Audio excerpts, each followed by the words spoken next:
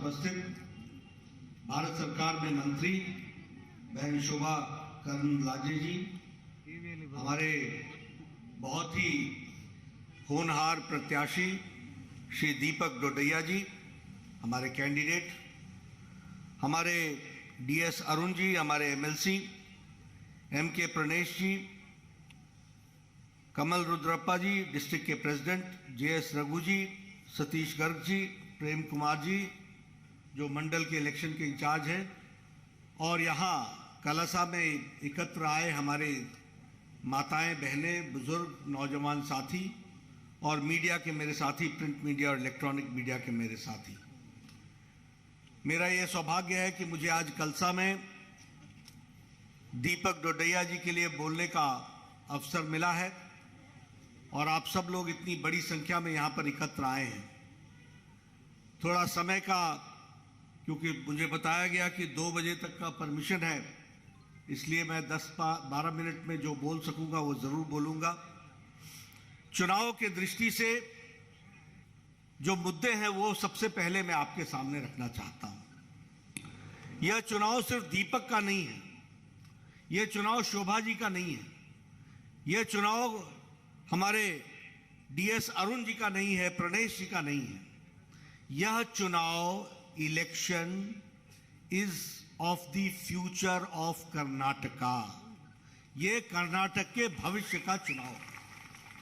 सबसे पहले आप इस बात को समझ लीजिए। समय पर सही फैसला करते हैं तो सही नतीजे आते हैं। If you take right decision at the right moment, right results come. If you take at the right moment wrong decisions, wrong results come. आज जब हम डबल इंजन की सरकार बोलते हैं तो डबल इंजन का मतलब क्या है? डबल इंजन का मतलब है कि जो नीति प्रणीति मोदी जी भेजते हैं उसको जमीन पर इंप्लीमेंट करते हैं येडियुरप्पा जी, और बोम्मई साहब उसको जमीन पर इंप्लीमेंट करते हैं, तो वो डबल इंजन की सरकार कहलाती है, वह डबल इंजन की सरकार बनती है। अब डबल इंजन का फायदा क्या है? डबल इंजन का फायदा है कि 1 लाख करोड़ रुपए आज आपको दिल्ली से सड़क बनाने के लिए मिला है। कितना? 1 लाख करोड़ रुपए। 19,000 किलोमीटर आपकी सड़क बनी थी, 19,000 kilometre. Now it has been extended to 29,000 kilometre सड़क कर्नाटक की धरती पर बना है। इस बात को समझिए। जिस पर आप चलते हैं, जिन सड़कों पर, ऐसे ही नहीं बन जाता। सही जगह जब बटन दबता है तब जाकर के सड़क बनता है। गलत जगह अगर बटन दबता है, गलत जगह दबने से भ्रष्टाचार हो जाता है, अनायास आप नुकसान में पड़ जाते हैं। अब डबल इंजन चाहिए क्यों? इसलिए चाहिए, मैं आपके सामने बताना चाहूंगा कि अगर हम बात करें तो देश में अगर 12 करोड़ टॉयलेट्स बनते हैं तो 46 लाख 46 लाख टॉयलेट्स कर्नाटक में बनते हैं। यानी कर्नाटक में महिलाओं को इज्जत घर देने का काम करते हैं तो मोदी जी करते हैं, और जमीन पर येडियुरप्पा और बोम्मई जी उतारते हैं। इस बात को हमको समझना चाहिए। उसी तरीके से आपको जानकर के खुशी होगी कि फॉरेन डायरेक्ट इन्वेस्टमेंट में कर्नाटक नंबर 1 पर खड़ा है। क्यों? क्योंकि सही लोग सही समय पर काम कर रहे हैं। आप क्या बताइए, टुमकुर में इंडस्ट्रियल कॉरिडोर आ रहा है कि नहीं आ रहा है? आप बताइए, आप यहां टुमकुर में HAL का हेलीकॉप्टर की फैक्ट्री लग रही है कि नहीं लग रही है? 67% ऑफ हेलीकॉप्टर डिफेंस का भारत में कर्नाटक में बनने वाला है। 67%। इस बात को समझिए। उसी तरीके से फार्मर्स के लिए और फार्मर्स के बच्चों के लिए रायता विद्या योजना चल रही है कि नहीं चल रही है? आप बताइए, रायता शक्ति स्कीम चल रही है कि नहीं चल रही है? आप बताइए, भूश्री स्कीम चल रही है कि नहीं चल रही है?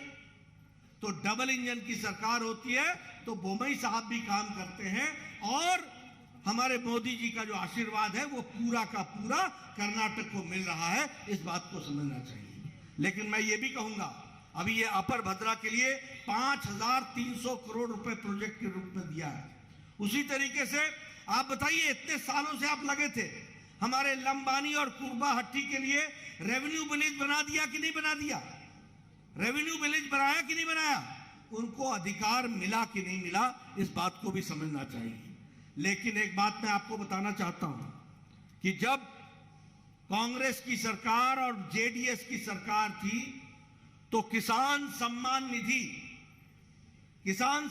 निधि में, मेरे पत्रकार भाई नोट कर लेना, कर्नाटक से किसान सम्मान निधि में उस समय 17 किसानों के नाम भेजे गए थे, 17। और आज जब बोमई जी की सरकार है तो 54 लाख किसानों को किसान सम्मान निधि मिल रही है। ये डबल इंजन की सरकार है। ये जो आपके यहां शिमोगा में एयरपोर्ट बनकर के तैयार हो गया, ये शिमोगा का एयरपोर्ट बताइए, सिद्धारमैया ने रोक दिया था कि नहीं रोक दिया था? इसका काम इसको रोक दिया गया था। जब डबल इंजन की सरकार आई तब ये चला। आयुष्मान भारत को उसको भी ढीला कर दिया था। उसी तरीके से प्रधानमंत्री आवास योजना को भी सिद्धारमैया जी की सरकार ने उसको भी स्लो डाउन कर दिया था। ये आपको ध्यान में रखना चाहिए। अभी प्रधानमंत्री आवास योजना में 4 करोड़ घर बन रहे हैं और उसमें से प्रधानमंत्री गरीब कल्याण अन्न योजना में 4 करोड़ लोगों को 2 वक्त की रोटी का इंतजाम हो रहा है।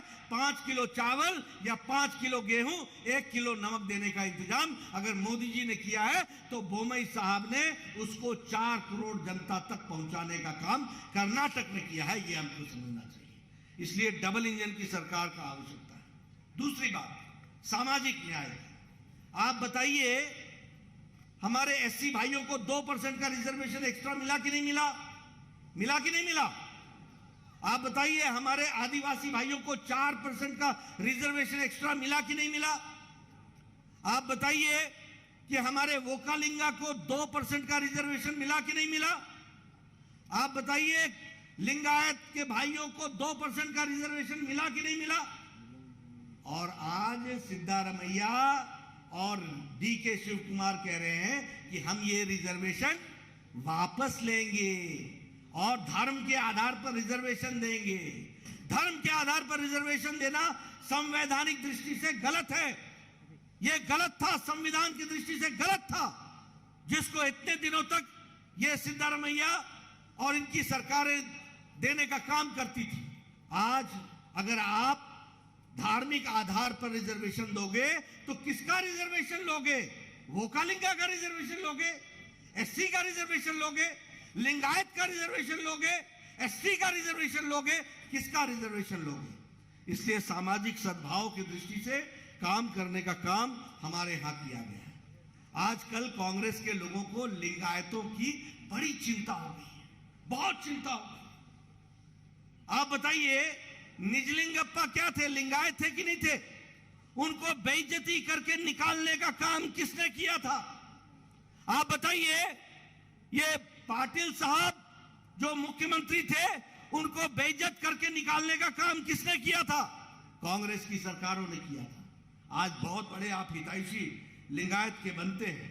मित्रों, यह चुनाव हमारे दीपक को जिताने का है और दीपक कलसा में जलाने का है, उसको आगे बढ़ाने का है। इस बात को हमको सोचना है। मैं एक बात और आपसे कहना चाहूंगा। आप बताइए, मुझे बताया गया कि गृह मंत्री जी पर कल केस किया गया और उन्होंने कहा गया कि ये सिद्धारमैया के टाइम पर दंगे हुए। तो दंगे तो हुए ही थे। मैं आपके सामने बताना चाहता हूं, 2020 में जो राइट्स हुए वो पीएफआई के लोगों ने किए थे कि नहीं किए थे? आप बताइए, नारथ पीएफआई टेरर कैंप चल रहा था कि नहीं चल रहा था? 2013 में किसकी सरकार थी? और ये टेरर ट्रेनिंग कैंप में 21 लोग पीएफआई के पकड़े गए थे कि नहीं पकड़े गए थे? आप बताइए, येडियुरप्पा जी ने पीएफआई पर, पीपल्स फ्रंट ऑफ इंडिया पर 175 केस दायर किए थे, 175 केस। 1700 लोगों को जेल के पीछे डाला था और सिद्धारमैया की जब सरकार आई तो ये सारे केस वापस ले लिए गए और 1700 लोगों को छोड़ दिया गया। ये काम सिद्धारमैया ने किया। आप बताइए समाज में अशांति फैलाई थी कि नहीं फैलाई थी? आप बताइए, होम मिनिस्टर उस समय रामलिंगा रेड्डी थे। 2018 में उन्होंने होम मिनिस्टर रहते हुए पीएफआई पर बैन लगाने से इनकार किया था कि नहीं किया था? उसी तरीके से हर्षा का मर्डर हुआ था कि नहीं था, जो बजरंग दल का कार्यकर्ता था। उसी तरीके से प्रवीण का पीएफआई के कार्यकर्ताओं ने मर्डर किया था कि नहीं किया था? मैं दावा करता हूं कि कांग्रेस की सरकार में 80 कम्युनल राइट्स हुए। Note my words, 80 communal riots हुए तो कांग्रेस के टाइम में हुए। ये आपको ध्यान में रखना चाहिए। और आज जब से येडियुरप्पा जी की और बोम्मई जी की सरकार आई है, अमित शाह जी ने पीएफआई पर ठोस आधार पर बैन लगा दिया है। गैर राष्ट्रवादी लोगों को कोई जगह भारत में नहीं है। ऐसे लोगों को जेल के पीछे डालने का काम किया तो वो हमारी सरकार ने किया है। इस बात को ध्यान में रखिए। आप बताइए, पीएफआई पर बैन लगा रहना चाहिए कि नहीं लगा रहना चाहिए? बताइए, लगा रहना चाहिए कि नहीं लगा रहना चाहिए? लगा रहना चाहिए कि नहीं? अगर पीएफआई पर बैन लगा रहना चाहिए तो विधानसभा में दीपक डोडैया को भेजना चाहिए। ये आपको याद रखिए। अभी ये भ्रष्टाचार की बात करते हैं, मैं उसके बारे में भी आपको पूछना चाहता हूं। ये 400 करोड़ रुपए का माला प्रभा, ये जो कैनाल स्कैम था 2016 का, सिद्धारमैया जी जरा मेरे को जवाब दे देना। माला प्रभा, ये जो कैनाल स्कैम था, पुलिस रिक्रूटमेंट में स्कैम था कि नहीं था 2018 में? सिद्धारमैया जी मुझे जवाब चाहिए। पुलिस स्कैम, उसी तरीके से टीचर्स रिक्रूटमेंट स्कैम 2014 का। मैं स्कैम बता रहा हूं आपको, आप एक स्कैम बता दो येडियुरप्पा जी के टाइम का और बोम्मई साहब के टाइम का। मैं आपको स्कैम सिद्धारमैया के टाइम का बताता हूं, ये आप नोट कीजिए। मैं बताना चाहता हूं, ये अर्कवती स्कैम में 8000 हमारे किसानों को सिद्धारमैया ने उनके अधिकारों से वंचित रखा था कि नहीं रखा था? उसी तरीके से ये flyover scam, steel flyover scam, इसमें 65 करोड़ रुपए का किकबैक हुआ। ये सिद्धारमैया जी के टाइम का स्कैम है। उसी तरीके से कर्नाटक पावर कॉर्पोरेशन लिमिटेड, ये भी सिद्धारमैया जी के टाइम का है। और बृहत बेंगलुरु महानगर पालिका का जो स्कैम था वो आरओ प्लांट का था और उसके साथ साथ बोरवेल का स्कैम था। यह भी स्कैम सिद्धारमैया जी के टाइम पर हुआ है। मित्रों, ये भ्रष्टाचारी लोग, ये भ्रष्टाचार करने वाले लोग, इनकी सरकारों में इतने बड़े बड़े भ्रष्टाचार हुए, ये आज भ्रष्टाचार की बात कर रहे हैं। मुझे जवाब दें इन स्कैमों का। और ये डीके शिव कुमार, क्या ये सच्चाई नहीं है कि वो बेल पर है? क्या ये सच्चाई नहीं है कि उसके ऊपर मनी लॉन्ड्रिंग का केस है? क्या ये सच्चाई नहीं है कि एसेट से ज्यादा संपत्ति होने का केस है? ये देखिए, ऐसे भ्रष्टाचारी, ऐसे लोगों को लाना है क्या? ऐसे लोगों को लाना है क्या? मैं सही बोल रहा हूं कि नहीं बोल रहा हूं? सही बोल रहा हूं कि नहीं?